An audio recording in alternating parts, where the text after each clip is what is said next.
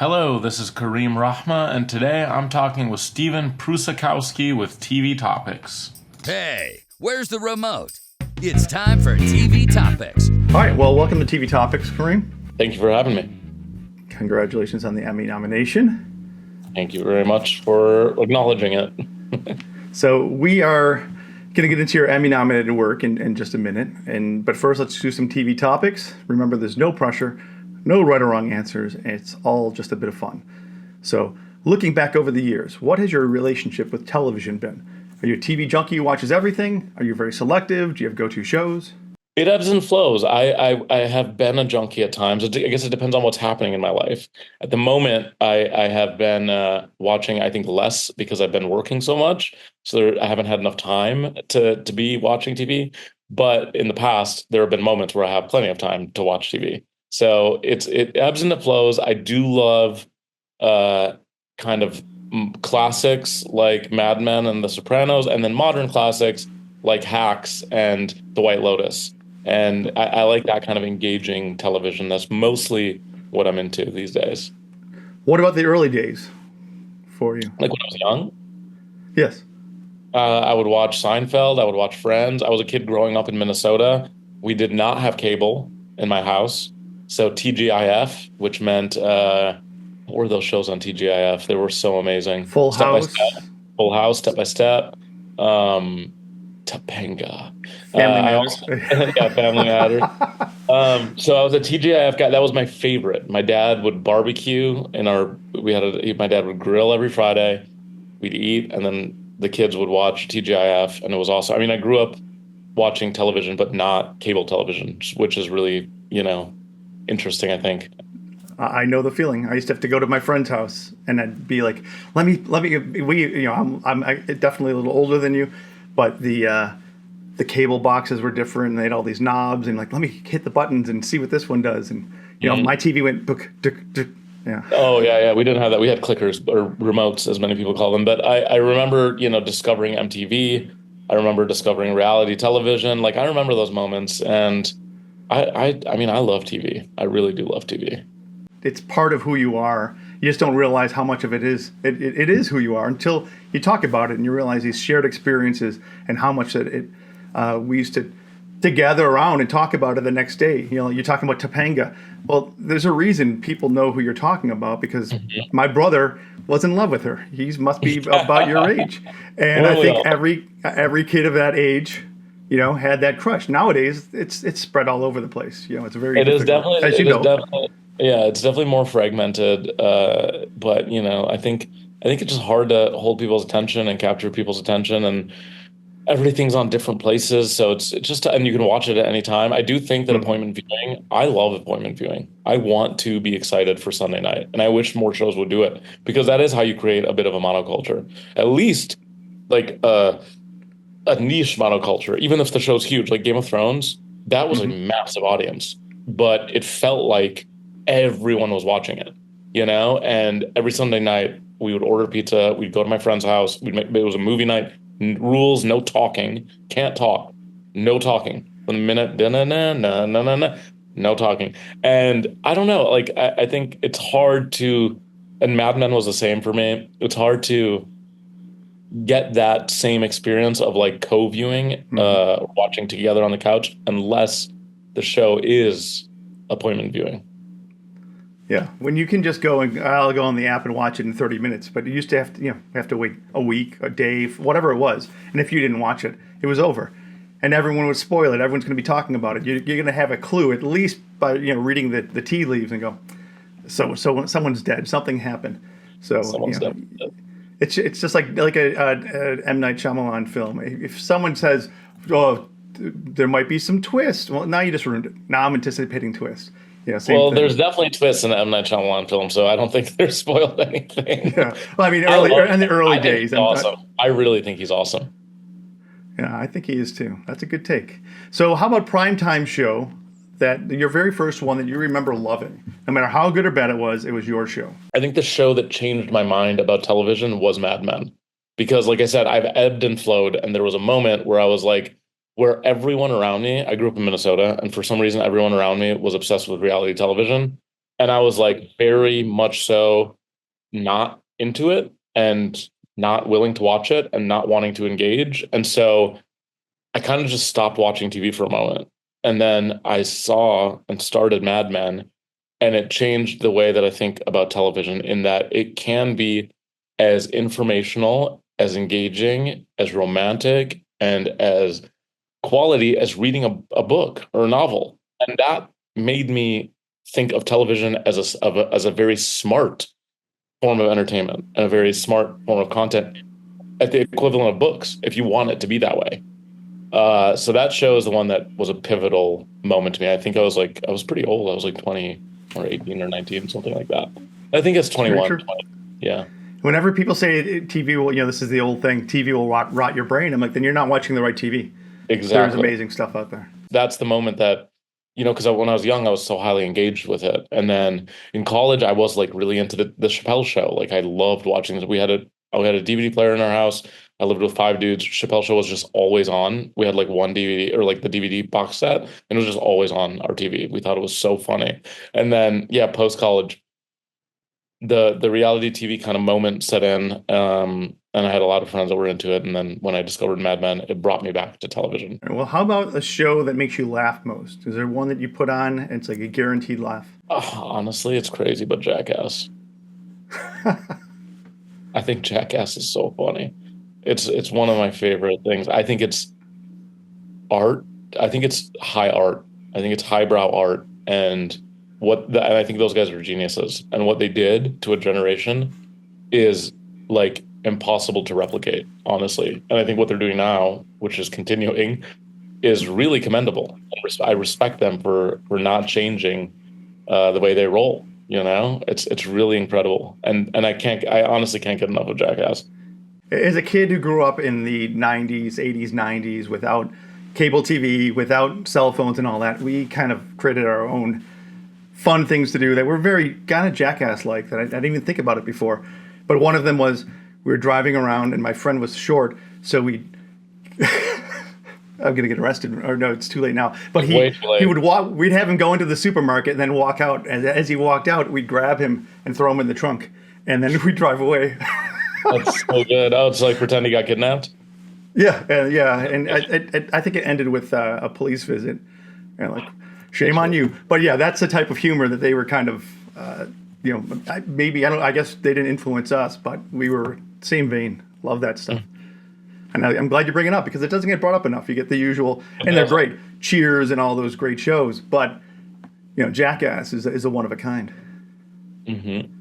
And as an actor, if you could play one pre-existing TV character, no matter the genre, no matter the time period, and for whatever reason, and you don't have to worry how well you're cast for it, you just want to step into this role, who would it be? Is it a cliche to say Tony Soprano? No, it's a great selection. Other people said that. I'm sure people have. Yeah, several have for sure. On your podcast? Actually, I think I had one female guest say the same thing. But what's wrong? It's an amazing, one of the greatest characters of all time. Yeah, he's just such a complex. The anti-hero. I love an anti-hero. Obviously, why I like Don Draper, and I just think he literally did it at a level that no one could ever do it again, so it would be me trying my hardest, but it would not be the same. He was so complicated. I like a complicated TV character. Let's step into some questions or some, talk a little bit about your work, Subway Takes. My initial take was, who is this idiot?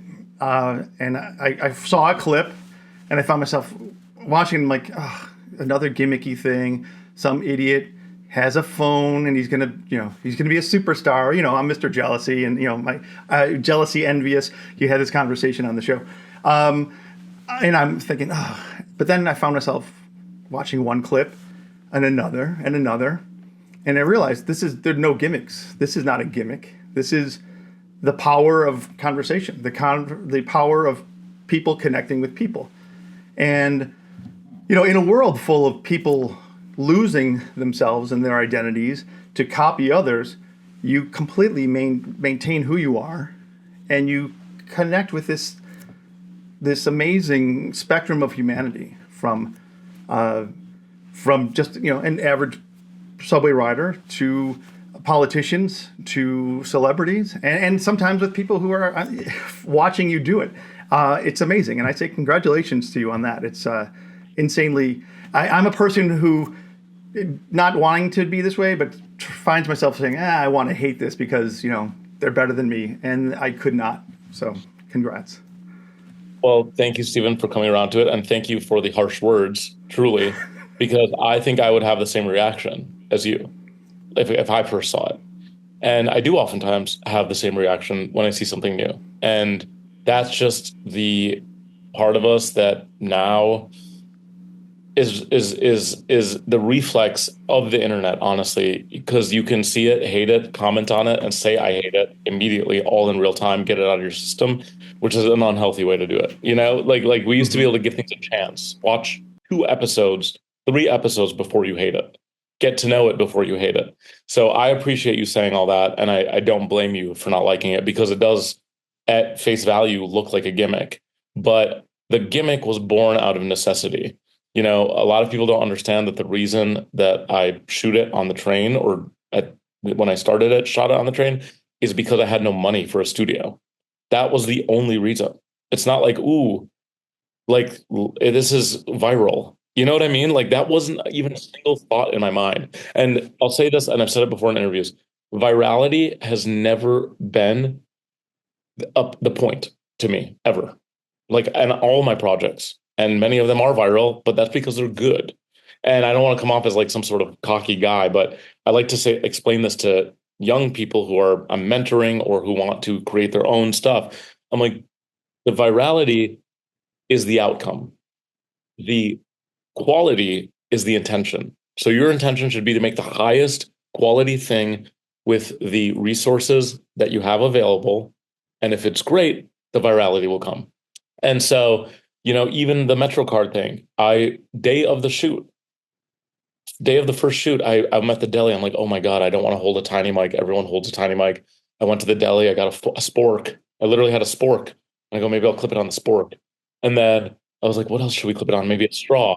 And then last minute, as we were entering the subway, the card, that should be the mic. The 100% agree, 100% disagree, not genetically modified content. I did not come up with that before I shot the first episode. I shot the first episode with my friend Anthony Demiri. He said vertical video is the downfall of American civilization. And I go 100% disagree. And then I was like, great, that was a great way to start a conversation. And then I just put it in the next episode and the next episode and the next episode. But none of this was engineered. It is pure. There's a purity to the show. And so much of it is born out of this independent spirit that I have, and the spirit to do things quickly, to do things alone and with my friends, especially, and to make work that resonates with a large audience, So that to your point, it looks like a gimmick sometimes, but it's certainly not. And I just love it. I think that's the other thing. No one hired me to do this. I'm choosing to do it because I love it. I think it's so fun. People are like, when are you going to retire the show? And I go, why would I? It's so fun. I literally have the funnest job in the world. And I'm sorry that I'm probably making you jealous now. No, that's the thing. No, that's the thing. Well, I got a few things to say. One, I feel that completely of like, I put a lot of effort into this, and there's the return on my investment is very little. Besides, I love the conversations I have, and I've had incredible conversations with some of the people whose work I appreciate. And I'm not a fanboy. I'm a fan of. I respect art, and I respect artists, and I respect people who are creative and put themselves out there. So this gets to you, where I was only thought you were a gimmick for I'd say about a minute and a half. I was like, I was talking to his thing, and then I finished the first one. Like it was after that I continued, and Do you remember which episode it was? No, I don't. I just remember seeing you talking into it. The SubwayTakes. I was like, this guy tried real hard on this one, but it didn't matter because the conversation and the authenticity of who you are, and I could tell I mean, there's a lot of this stuff I'll bring up a little bit later, but I could tell who you are. Because you are not putting out an act. And that is when I say, okay, this is who I stammer and I stutter and ramble like this on, and I cut myself off. And that's who I am. And when I see someone else getting out there and doing it, it's like, good for them. Maybe I'm not ever going to reach that point, but I'm glad it's somebody else who didn't have to compromise, who didn't have to decide one day, well, strategically, what do I do to get to the next level? Made it, because that's good for you and it's good for humanity. So congratulations. I literally just sent my manager a text today that said something to the same effect, which is that a lot of people were advising me to do things one way, and I was like, I'm not going to take this advice. And I said to him, we march to the beat of our own drum. We do not sacrifice quality, and we don't do what people tell us to do just because they tell us to do it, and that's how we will succeed. And I've done it time and time again. I don't say it's like me and my team and the people around me. We've done it time and time again where someone's like, you have to do it this way. You have to make the videos shorter. You have to make the videos longer. Why don't you try this? Why don't you try that? Why don't you just shoot it on a phone? Why don't you use wireless mics? Why is the wire there? And I'm like, I like the wire there. I like that it looks bad. I want it to look bad. I want it to look, I'm just making it, which I am, It's your roots. And the thing I wouldn't sacrifice is the quality. From day one, I bought the cameras myself because I don't like having excuses to not make things. So I went to B&H, which is a camera store in New York City. I got a credit card. They had a no interest credit card. I put 2 Sony FX3s and Sennheiser microphones on there. The total was $1,400. And I was like, this is a horrible idea, but it might work out. And if it doesn't, I'll sell the cameras. And if I didn't have those cameras, there's no world in which I would have made the show, because calling people and saying, hey, can I rent your camera? And then I got to go pick up the camera. And then I got to go pick up sound equipment. And I got to do this. I got to do that. This time I go, hey, I called 2 of my friends who know how, I don't even know how to operate the camera. I called 2 of my friends who were camera ops. I said, hey, I have this idea for the show. Do you guys want to do it? And they were like, sure, sounds interesting. And then we went and did it. That's literally what happened. I'm Jersey City. I know B&H. Just the commitment of going in there, standing in that line, and spending the almost $1,500 is like, you know what? No, you can't fail at that point. $14,000. Oh, 1,000. Okay. Well, it's still 1,500, 15,000. Yeah, I was gonna say that seemed a little cheap actually, doing the math. Yeah. Because I refused. I didn't want to shoot it on phones, and I didn't want to. I was like, I want professional equipment. I want cinema cameras. And I was like, this is definitely overkill. Even another thing happened once is like we were running out of money like usual, and we were like, oh, should we cut it down to 1 camera per shoot instead of 2? And now sometimes 4 cameras per shoot. And I did it for 1 shoot. We had 1 camera that was flat, and I was like, no one's gonna tell, but I can tell the quality has decreased by like 5%. It's barely visible, but all the other shows that I've seen that are, my competition, although I wouldn't call them that, they all use 1 camera and they kind of split screen it. And I use 2 cameras because I like the cross coverage, I like the angle, I like the dimension of it, the dimensionality, and I like the 2 cameras moving separately because it is what it feels like to be on the train. So yeah, I was gonna say, put you in that seat. Exactly. And even to make that change to save money, I refuse to do it. And so we've actually gone from 2 cameras to 4 cameras now, plus BTS, plus this, plus it's a whole thing. I don't know how many episodes I've watched. Because of the nature of it, it doesn't have a schedule and all that. So I just kind of hit play, and it becomes my, my friend I hang out with while I'm making dinner, or just like, hey, you're hanging out with a good talker, listening to a good conversation that you don't know which conversation you're going to have or who's going to be on the other side of it. So you're just spinning the wheel, and it could be the Rizzler or it could be Riz Ahmed. And anyone in between, or that's a good quote on both sides. So it's I don't ever go, it's not a celebrity. No, I'm like, sometimes, quite often, the takes that I hear from just the average working person who doesn't have a celebrity or fame or a title that people know of, I find I connect with them even better at times. So I know what I also like is how you kind of take the person who you would think, oh, this guy is high and mighty, Academy Award nominee, etc. And then you just say, oh, wait, no, hold on. We're all just people hanging on the train. We're all just people chatting. It's amazing. One time I received a comment on a video that was one of my favorite comments ever. I had just published an episode with John C. Reilly, and it was great. And then the next day, I published a video of this independent filmmaker who was a woman who was advocating that she was like, I'm selling my eggs so that I can make a movie. And the comment was like, this is the only show in the world where one day you have John C. Reilly talking about how he doesn't like to eat on screen, and the next day you have an independent filmmaker saying you should sell your eggs to make your movie. Mhm. And it's so true. It is the only show in the world that does that. I've got to find that the selling the eggs, because that's right up your alley. That's kind of your spirit right there. I don't remember if I agreed or disagreed with that one. I felt like it was a little too much. Oh, really? But then I agreed.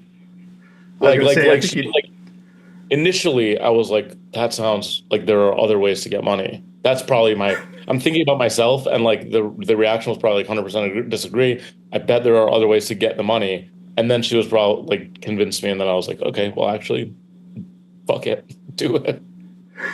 Were you always such a good talker? Yes, I was always a talker. I was always a rambunctious child, and one that wanted to be the center of attention, and more so one that liked to argue over, like, my favorite pastime is dinner with 3 or 4 other people and just let it rip for like 3 or 4 hours around the same table. I could spend the whole night doing that in any country in the world. It's so much fun to me. And that, I had, before this, I worked in traditional media. I worked at Vice, which I guess technically was not traditional media at the time. I worked in advertising. I worked at the New York Times.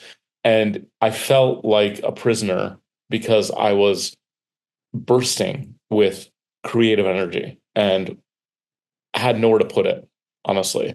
And so in my personal life, I was certainly like a ham. I've been invited to be a best, not a best man, but a groomsman in at least 15 weddings. Never a best man, unfortunately, but many times a groomsman. I think I'm the diversity hire of fun. And yeah, it was like a moment in time where I realized that it was time to build a career for myself and stop thinking about everything as a job or a way to make money. And I was 33 years old when I started doing this kind of work, which is about 7 years ago now, maybe 6 years, 7 years ago now. And I was like, I'm going to jam 10 years of work into the next 5 years. I'm going to give it 5 years. If some things are percolating, I'll keep going. If I'm striking out completely, I'll give up. And the plan, kind of worked. And I'm very happy and gracious and fortunate to be in the position that I'm in. And honestly, I've said it, like, being an example and a role model to men in particular on the internet is really important for me. I think that men have a lot of bad role models at the moment, and I'm not necessarily a good role model, but I'm certainly neutral or neutral plus, in the sense that you can see a humanity. You can see an argument without conflict. You can see discussing difficult subjects without insulting people. And that is the top of mind for me a lot in what I do, is making sure that I am leading with positivity and being a good role model for men in general and people who want to break into the industry. Yeah, well, I think that's one of the reasons I also took to your show is you are out there and you are not looking me first. Things get said, and it would be very easy for a lot of people, and they do it all the time, to say, no, screw you. That's not that doesn't help me. That's not how I think. So no, you're wrong. And you don't do that. You give people a fair shake. You're often already on their side. But sometimes when you're not on their side, they convince you. And I'm like, I love that. I'm like, if we had more people like you, and people were watching this and not just seeing it for what it, for the smaller way to see it, but see it, the bigger scope of it as a role model, I think we'd be in a better world. And people are starting to see it. I've seen a couple think pieces lately about how somebody's said, like, it's doing civics work or something like that, like that this is like bringing healthy, positive debate back into society. And I'm excited. A lot of these things, like I said, I don't do them on purpose. It's just what happens. Like, I'm not as calculated. I saw a video the other day that said that I had summoned a djinn and wished for it to make me famous. Are you familiar with what a djinn is? Yes. A djinn's a genie. And there was a video on the internet that's like a rumor that I've summoned a jinn to make myself famous. Again, never wanted to be famous, just wanted to have a job in entertainment. And whether that's producer or actor or writer or director or performer, I didn't care. And I did it all. I did it all in the beginning because I was like, however I can get my foot in the door, I'll be happy with. But it is funny that, it seems calculated, but it's certainly not calculated at all. Going back to the first days, like the first time you step on that subway and you're deciding spoon or Metro card and all these different decisions, but also you have to sit down there and record. Did you feel nervous? Did you feel stupid? How was that kind of first moment? I really felt stupid. I felt super stupid. I mean, it's kind of like a stupid idea. Like it's stupid. And I was okay with that though. I was okay. I've always been okay with embarrassing myself. I've failed in public many times. Nothing's ever happened. As long as you're a good person, you don't fleece anyone or rip anyone off, it's okay to fail in public. And yeah, I was super hesitant to even shoot it because I was like, this is a dumb idea that's not going to work.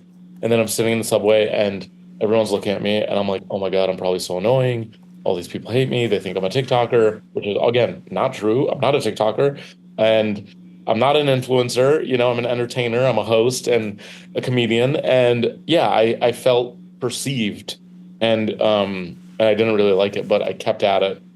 And then eventually, people started to like respect the show and love the show and want to be on the show. And not only want to be on the show, like booked as a guest on the show, but see us in the subway and then chime in, which makes the show even more better. It makes it more dynamic, more interesting, because I think a lot of people forget that we're shooting it in front of a live audience every single time.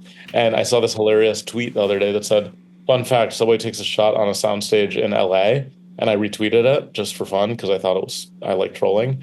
And so many people were like, wow, they do such a good job of like the extras and like the green screen behind the windows. And like, it was so good. And the lore is awesome. Like, I love the lore. I love having fun with it, man. Like, to me, I'm like a part of the joke. I'm in on the joke, all of it. Like, it's all one big, I take it seriously, obviously, but it's at the end of the day, it's not that serious. At the end of the day, most things aren't that serious. That's exactly. And if you enjoy life that way, and if others, above, those who hold the strings and hold the cash, treated it that way instead of all take as much as I can, I think we'd be again in a better place. I always hope with good entertainment that the right ears hear it, and one day there's that that epiphany, that Scrooge moment or whatever moment, where they go, aha, I'm an asshole. And I'm going to change that now. I don't think that ever happens, though. No, I know. You might be born one. Dickens did a good job making me believe in it, but I still hope. How about, is there any one take that was so off the charts that you could not air it? No, nothing too spicy. I mean, people come in again, people have confided in me. Like they've said, I wish I could say this, but I won't. And those have been spicy takes. And I generally advise them not to do it if it's something like that. Because again, I don't want to, people get pissed off no matter what on all the videos, even if we're talking about apples, like red delicious apples are disgusting. There are people that will get angry. It's just a fact of it's the way the internet works. It's a live session. It's always constant feedback, and people are trolls, and people are bots, and people are just mad. So no matter what happens, there's going to be an argument. But there are some takes that I think they're best kept amongst friends, and those takes stay off the show.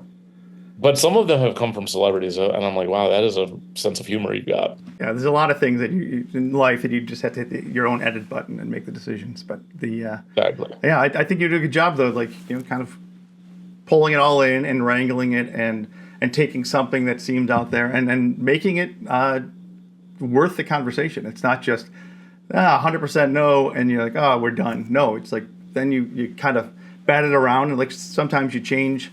You're starting to sway. Sometimes you sway 100%.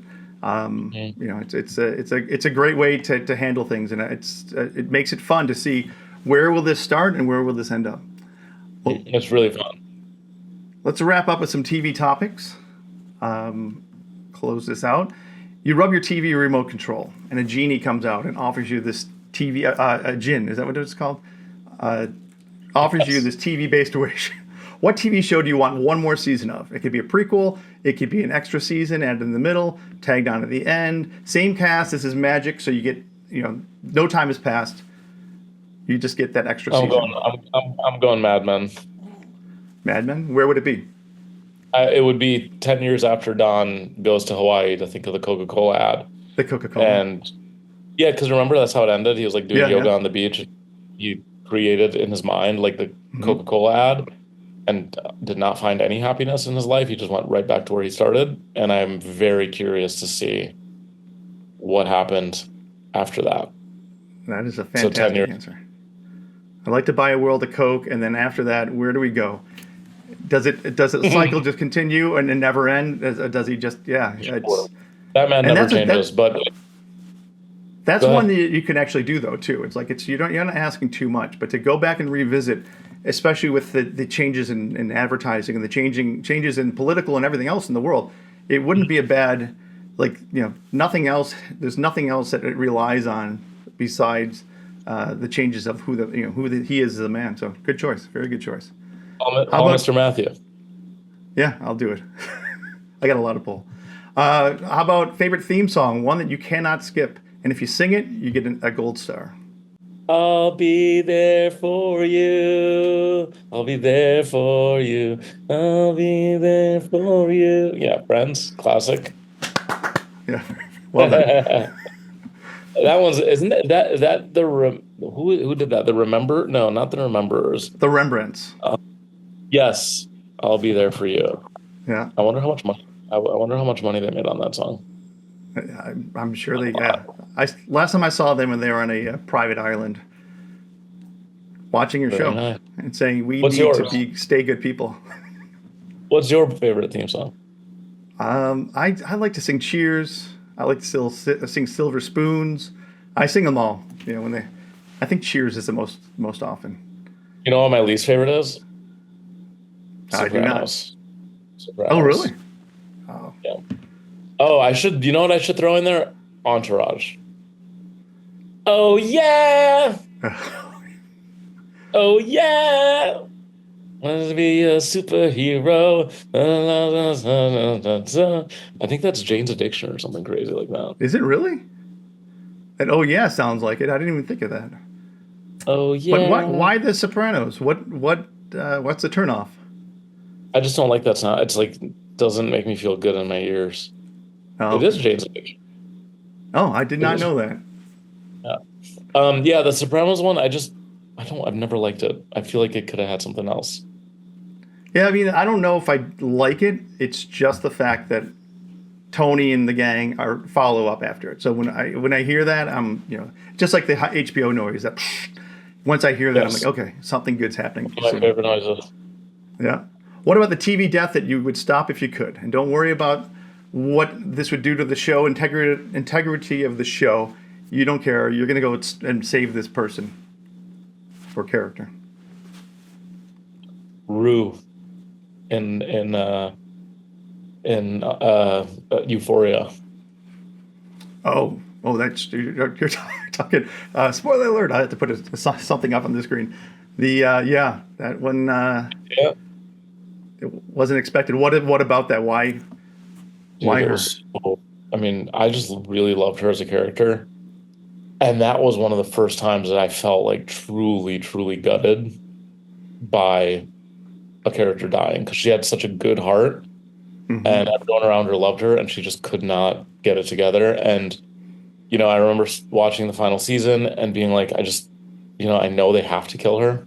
Like, I knew it was happening, but a part of me was like, it would be amazing if they didn't, like I was watching it super hopeful, and then until the last moments of the show. And I was so sad. I really was so sad. And then that scene, the montage scene, I think it's a montage. It's kind of like a flash forward, flashback montage. It killed me. I mean, I was weeping, and it was so sad. And just to see someone helpless and succumb to addiction, Tough stuff. Yeah, Man. well, it brings it Felt the down to realest. like I like the realest death I've seen on TV. that's what That's I how was going to say. It feels real, and when you know somebody who's dealt with that path or any path where their lives going the wrong way, even from either eating and smoking or gambling, whatever it is, and you just watching them drown in slow motion is it's tough. It's too real. So, how about the greatest moment in TV history, according to Kareem Rahma? when the Strokes played Conan O'Brien for a full week straight. Let me confirm that it was Conan. Oh, they played every Tuesday for 4 consecutive weeks. The Strokes on Conan's show, which I just thought was a cool thing. You know, they were the coolest band in the world and on the coolest talk show in the world. And it just felt like super, if you were into the band and into Conan, it was like, a merger of worlds. And then that's my talk show answer, which is a pretty good answer. But let me think about my other answers. The greatest moment of television. Yes. Your greatest moment. No one can judge you on this. No, I know. Well, that's one. That's the first one that came to mind. And I think it's a unique one.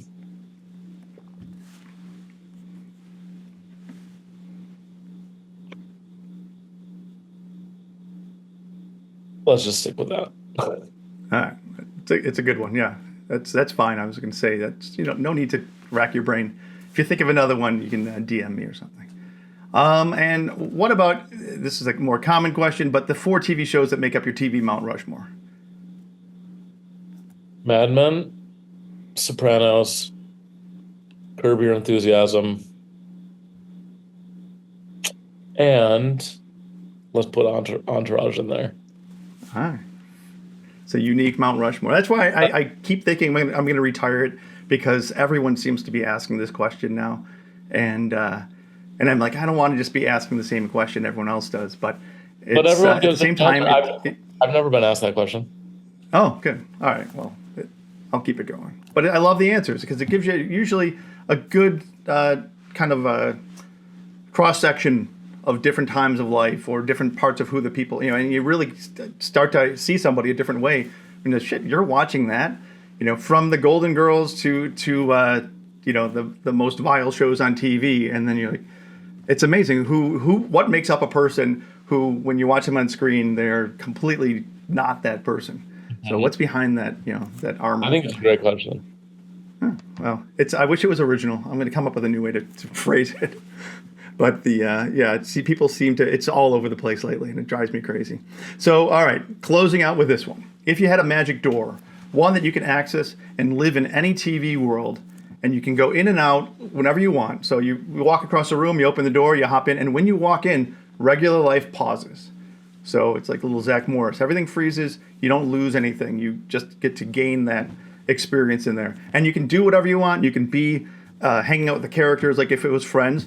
You could be hanging out at the cafe, or you can be sitting at the bar and Cheers, ordering a drink and hanging out with, and not just a bystander. So what would it be?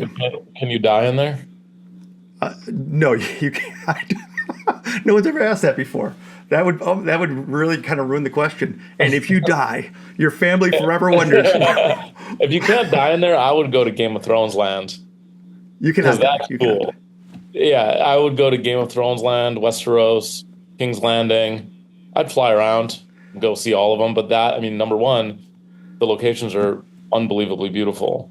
And it's so much different from this life. It's magical. It's a magical place. There's dragons. So, to me, that would be cool to be able to be like, well, I'm going to go hang out with dragons now and sword fight and be a part of this. It's a great answer. And going forward, I'm going to have the Kareem rule where I tell them, you cannot die. If you die, you wake up in your bed, because I've never thought about what happens.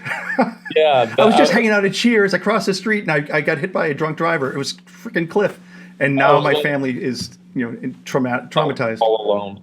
I was going to say something funny like Silicon Valley, but then, that's whatever. No, I think Game of Thrones right there. You nailed it.